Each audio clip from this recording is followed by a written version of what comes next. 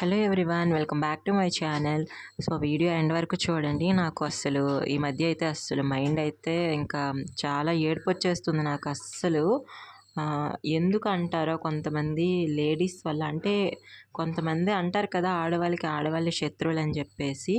నేను ఎంత సైలెంట్గా ఉన్నా కానీ నాకు ఏదో చేయాలని చూస్తున్నారు. అంటే నా లైఫ్ మొత్తం స్పాయిల్ చేసేంత వరకు వాళ్ళు ఊరుకోరేమో బహుశా. అంటే నేను ఏమనకుండా కావాలని నన్ను రెచ్చగొట్టడానికి, నెక్స్ట్ వన్ వచ్చేసి అబద్ధాలు. నేను ఏమనకుండా రూమర్స్ క్రియేట్ చేస్తున్నాను నేనేదో అన్నట్లు ఇంకొక వాళ్ళకి. సో నేను అంటే ఖచ్చితంగా ఒప్పుకుంటాను, అది ఎంత పెద్దవాళ్ళైనా. ఒకవేళ నేను ఒక మాట అనే ముందు చాలా ఆలోచిస్తాను. అంటే మనకి మనం పెరిగే పెంపకం అలాంటిదై ఉండాలన్నమాట. సో వాళ్ళు బహుశా మంచి పద్ధతిలో పెరుగుంటే అవతలి వాళ్ళు అనే మాటని వాళ్ళు ఆలోచించి మరీ తీసుకుంటారు. బట్ ఏంటంటే ఇక్కడ ఏంటంటే నా మీద చాలా రూమర్స్ అయితే అలా క్రియేట్ చేసి, అంటే నేనేమనకుండా ఎదుటి వాళ్ళకి అనేటట్టు క్రియేట్ చేస్తున్నారు. మళ్ళీ నేను అడుగుతానంటే ఏమొద్దులే ఊరుకో అని చెప్పేసి అంటున్నారు. అంటే వీళ్ళేదో నాకు కావాలని బ్లేమ్ చేయడానికే కదా ఇలా ట్రై చేస్తున్నారు. సో నాకింకా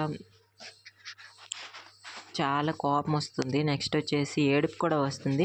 నేను ఎవరితో సంబంధం లేకుండా నేను ఇక్కడ ఒక్కదాన్ని, అంటే విలేజ్లో నాకు ఏ సంబంధం లేకుండా ఇక్కడ నా పిల్లలను చూసుకుంటూ, నా పనులేవో నేను చేసుకుంటూ ఇక్కడ ఉన్నాను. అసలు అవన్నీ మర్చిపోవడానికి, నాకున్న ప్రాబ్లమ్స్ అన్నీ మర్చిపోవడానికి అని చెప్పేసి నేను యూట్యూబ్ ఛానల్ అయితే స్టార్ట్ చేశాను.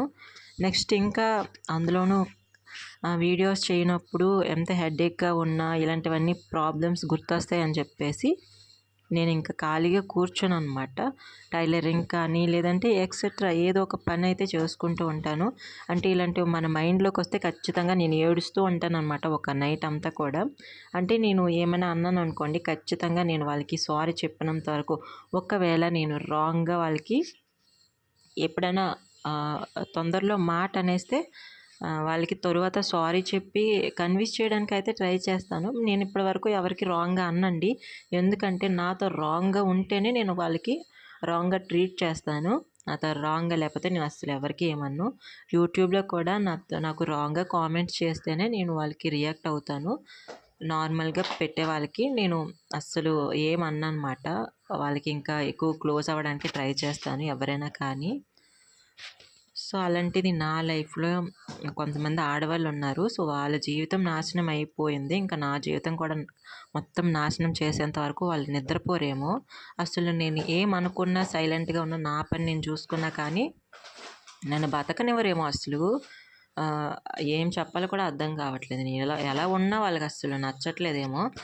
సో ఇంకేం చేయాలో కూడా నాకు అర్థం అవ్వట్లేదు. ఇప్పటి వరకు నేను 4 ఇయర్స్ అమ్మ వాళ్ళ ఇంటి దగ్గర ఉంటే, నాకు మా విలేజ్ వాళ్ళు డెలివరీకి వెళ్తేనే నాకు అంత టార్చర్ చేశారు.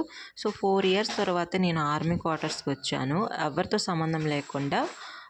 ఏదో నా లైఫ్ నేను బతుకుదామని చెప్పేసి అనుకున్నా కానీ అస్సలు నాకు మైండ్ నీట్గా ఉంచట్లేదండి. సో ఏం చేయాలి, ఎవరికి చెప్పాలి? ఎవరికైనా చెప్తే ఇంకా ఏమంటారంటే, నువ్వు బయటకు అంతలా నవ్వుతూ కనిపిస్తావు, నీకేం ప్రాబ్లమ్స్ ఉన్నాయిలే అని చెప్పేసి వెటకారంగా అంటారు. సో ఇంకా ఏం చేస్తా? సో ఇంకేం చేయాలో కూడా నాకు అర్థం కావట్లేదు. అండ్ కొంతమంది ఇంకేమంటారంటే, నువ్వు అంత స్ట్రాంగ్గా ఉంటావు కదా, అలానే ఉండు అని చెప్పేసి అంటారు. ప్రతి ఒక్క ఆడవాళ్ళు స్ట్రాంగ్గా కనిపిస్తారు, బట్ ఏంటంటే ఎమోషనల్గా చాలా వీక్గా ఉంటారండి వాళ్ళు. సో అలాంటి వాళ్ళతో ఆడుకోవడానికి అయితే ట్రై చేయకండి. నేను యూట్యూబ్లో వాళ్ళ గురించి అయితే అస్సలు చెప్పట్లేదు. ఎవరు కూడా అంతగా అలా చేయరులేండి. ఎవరో కొంతమంది సైకో వాళ్ళు ఉంటారు, బ్యాడ్ కామెంట్స్ చేసేవాళ్ళు. సో వాళ్ళని వదిలేయండి. నేను రియల్ లైఫ్లో చెప్తున్నాను. అంటే రియల్ లైఫ్లో కొంతమంది ఆడవాళ్ళు ఉంటారు కదా, సేమ్ అందరికీ, అంటే మ్యాక్సిమం 99% అందరూ ఫేస్ చేస్తున్న ప్రాబ్లమ్స్. కొత్తగా ఏం చెప్పాల్సిన అవసరం లేదు, చాలామందికి అర్థమైపోయే ఉంటుంది.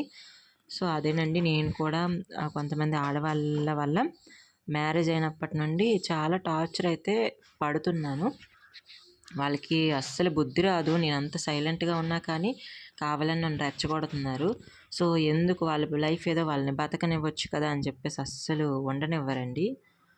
సో ఇలాంటి వాళ్ళని ఏం చేయాలో కూడా అర్థం కావట్లేదు. ఇంకా ఇక్కడ వచ్చేసి మేము సండే బయటకైతే వెళ్ళాము. పిల్లలకైతే కొన్ని బట్టలైతే తీసుకున్నాను.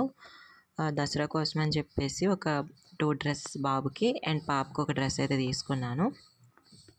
ఇంక ఇక్కడొచ్చేసి డైలీ వేర్ కోసం అని చెప్పేసి కొన్ని బాటమ్ వేర్స్ అయితే తీసుకున్నాను బాబుకి. నెక్స్ట్ ఇవన్నీ కూడా తీసుకున్నాను. అంటే ఇక్కడ ఏం దొరకలేదులెండి నేను కావాల్సినవన్నీ కూడా. అంతేకాకుండా ఫోన్ బ్యాక్ కెమెరా కూడా పోయింది వీడియోస్ చేయడానికి. సో, వీడియోస్ అందుకే లేట్ అవుతున్నాయి. కెమెరా బాగు చేసిన తర్వాత మేబీ రెగ్యులర్‌గా పోస్ట్ చేస్తాను. సో, వీడియో చూసి తప్పుగా ఎవరు అనుకోకండి. జస్ట్ నేను పడుతున్న బాధను మీతో షేర్ చేశాను.